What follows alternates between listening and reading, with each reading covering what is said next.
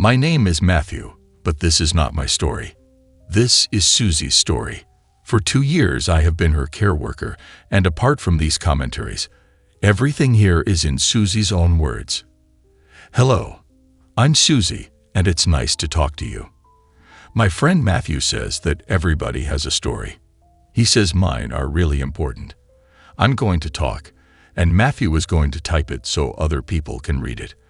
I'm not very clever, but I used to be really clever. I had an important job. I can't remember how to say it, but it was about space and stars. I like space. Matthew.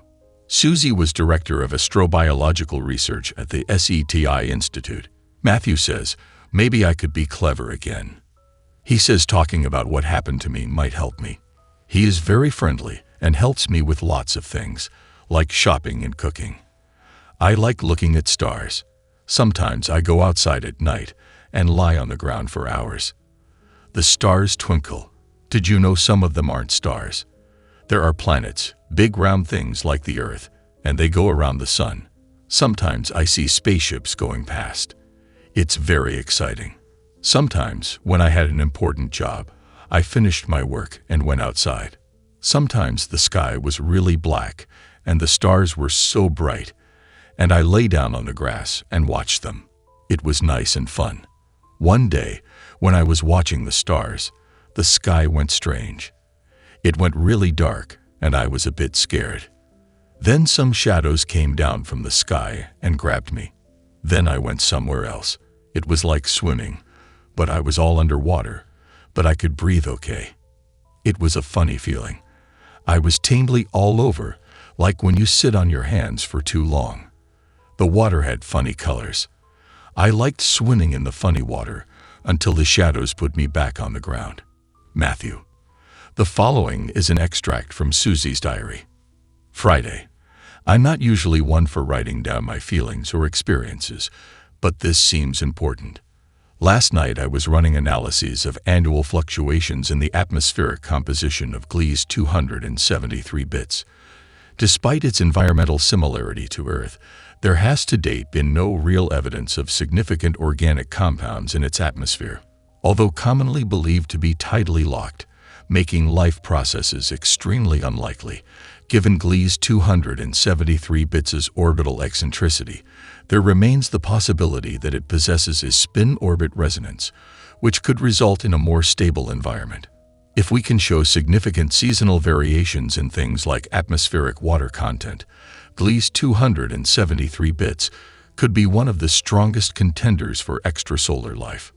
My word, it was nice to be doing actual science for once. I'm honestly sick to death of hosting departmental meetings that everybody knows are pointless and writing quarterly justifications for the budget of projects that, at best, require years of research to show results. The bosses would have a fit if they knew that I was getting my hands dirty when Derek should be doing the grunt work, but screw them. It's not like I'm going to put in overtime. The cleaners had already been and gone. I was the only person left in the lab when I realized it was almost 1:30 LMT, and I had a board meeting at 8:30. I missed the days when I would work until midnight. I knew I should have gone home to catch a few hours of sleep, but I didn't. Instead, I turned off all the lights and lay on the grassy quadrangle in the middle of the building. It was glorious. The sky was darker than I remembered seeing it in a very long time. Mars was bright and high in the sky, at an altitude of nearly 60 degrees, and I could make out at least 8 of the badly named 7 sisters. I'd had a difficult day, and I knew I was in for a difficult morning tomorrow, but right then I felt content. I had been gazing at the sky for maybe an hour when it darkened. At first, I thought some faint clouds had gathered, but as I looked more carefully, I realized that wasn't it. Even under the darkest conditions, there is light from the atmosphere and the zodiacal band. What I saw at night was not just the absence of light. It was dark. And as I watched, I saw the darkness take form. Great branches of darkness stretched across the sky, obscuring the stars and looking a lot like tentacles. And then the tentacles reached down. 4 or 5 of them actually touched me. It felt like the world warped and sort of vibrated at infrasonic frequencies. The faint outline of the buildings around me was distorted. And suddenly, I blinked in the bright light. No, I did not blink. And not bright. It wasn't that bright. Not really. And I don't think I blinked because I don't think I had eyelids or eyes. Certainly, my vision adjusted a lot quicker than the normal biological adaptations. I was no longer lying on solid ground because there wasn't any. I seemed to be in a cloud, but one of deep blue and dark orange. Light diffused through the cloud. Not much, but enough to see clearly. My first thought, which I still believe to be true, was that I was a gas giant. Or at least my mind was. The orange color could be from sulfur and the blue from methane. My second thought was, naturally, how is this possible? I tried to move and found that I could do so easily. I drifted through the clouds just by thinking. I had no way of judging speed in that landscape, the gascape, but my movement seemed very fast to me. I could change speed or direction almost immediately, and as I drifted, I watched the clouds change. Even given my sudden and unexpected predicament, something looked wrong, and it took me a while to realize what it was. There's something you see every day, so often that you forget it even exists. It wasn't until I looked down and saw no body that I realized I couldn't see my nose. I did have a sensation, but it seemed unrelated to the effect of the environment on my body. It was a cross between pins and needles, and the way a storm or a Van de Graaff machine makes your hair stand on end. I wondered if this was physical or just psychosomatic. Time was difficult to judge, but based on my phone when I returned, I believe it to have been about 2 hours when I saw something else. Black tentacles reached out of the clouds, feeling their way towards me somehow. From how they moved, it seemed a lot like they were sniffing me out.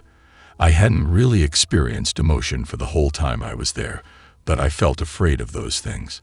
I tried to move away, but as fast as I was, they were faster.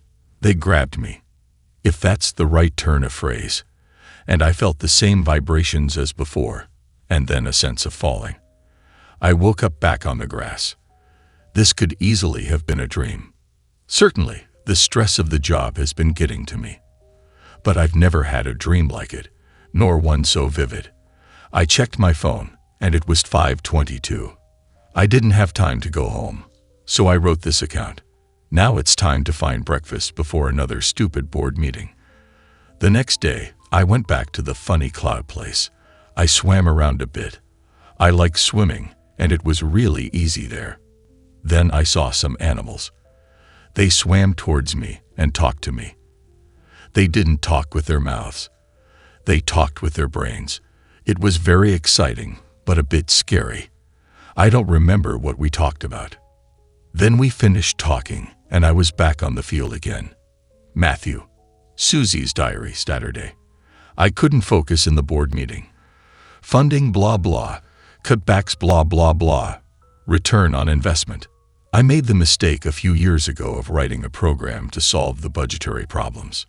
For goodness sake, they couldn't cope with simple quadratic equations, and when I demonstrated the use of triple integrals across time, money, and staffing to maximize scientific output for a given budget, I thought they were going to cut me out of future meetings.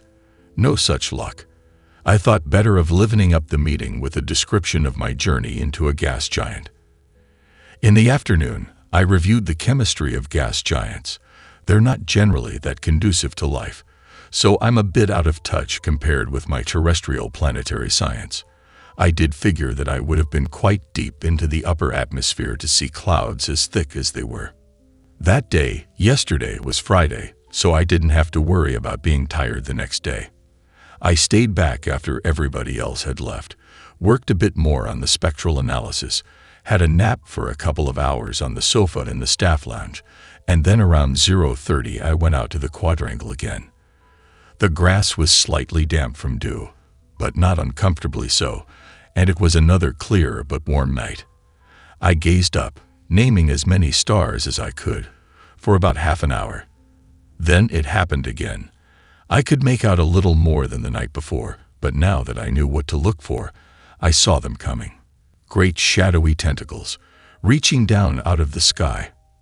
They gripped me, And again I felt the sensation of vibrations and of the world shimmering out. Concentrating carefully, I saw the gas giant sort of fade in, though it took only a second or so. The rich colors of the night before surrounded me, and I decided to explore a bit.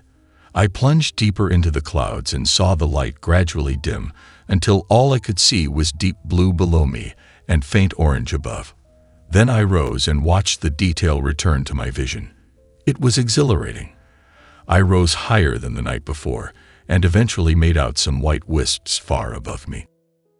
Possibly ammonia or water ice, but before I could get close enough to investigate, I saw something else. One at first, then three, then a dozen dark shapes floated into view, coming out of the haze of gas. At the top of Jupiter's atmosphere, the density is less than that of air on Earth, and visibility is very good. If I really were in a gas giant, I must be a little ways down, as I had already surmised yesterday morning, especially if the density was enough to support the creatures that approached me. It's difficult to tell size and distance without a familiar frame of reference, but I believe the creatures to have been about 10 meters across. They were black and squid-like. Their body plan was round and flat, like a manta ray, undulating through the clouds as they swam towards me. But unlike a ray, they also had a great many tendrils. These were tucked behind them, like a bird's legs in flight, until they got near me. They swam in circles. I suppose they need continuous motion to maintain their lift, and their tendrils reached out towards me. Each of them had 4 yellow eyes, 2 on top and 2 on the bottom of their bodies. They had mouths, but those were not what they used to speak to me with. These creatures, who called themselves something like Marth, spoke directly into my mind. I won't say my brain, as I am now convinced it remained in my body, on the grass back on Earth. They communicated through ideas rather than words. The Marth are highly intelligent and, despite having no technology to speak of, understand the concepts of science. Somehow, they are aware of other planets and astronomy. They told me that others had visited them in the past and shared knowledge with them. I had traveled through a wormhole, they explained. I didn't understand everything they told me, but my scientific background was a great asset to our communication.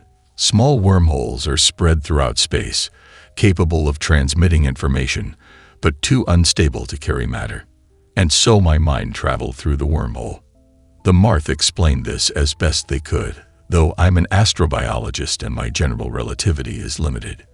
In exchange, I told them what I knew about science, about human culture, about our planet, and about our fruitless search until now for extraterrestrial life. They were fascinated. This was a true cultural exchange. I was the ambassador for Earth to an entirely new sentient species, but all too quickly it was over.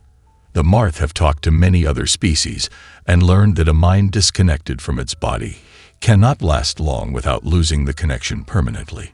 Soon enough, I saw those same dark tendrils reaching through the clouds to pull me back. I will return tomorrow night. The animals were very friendly. We talked and talked with our brains. I liked them a lot. They had a funny name. I think it was Mars, like the chocolate. They're really clever. Maybe I'll be clever again one day too. It would be fun to go back there. Susie's diary, Saturday afternoon. I've done a bit of research on wormholes. I can't figure out how they work.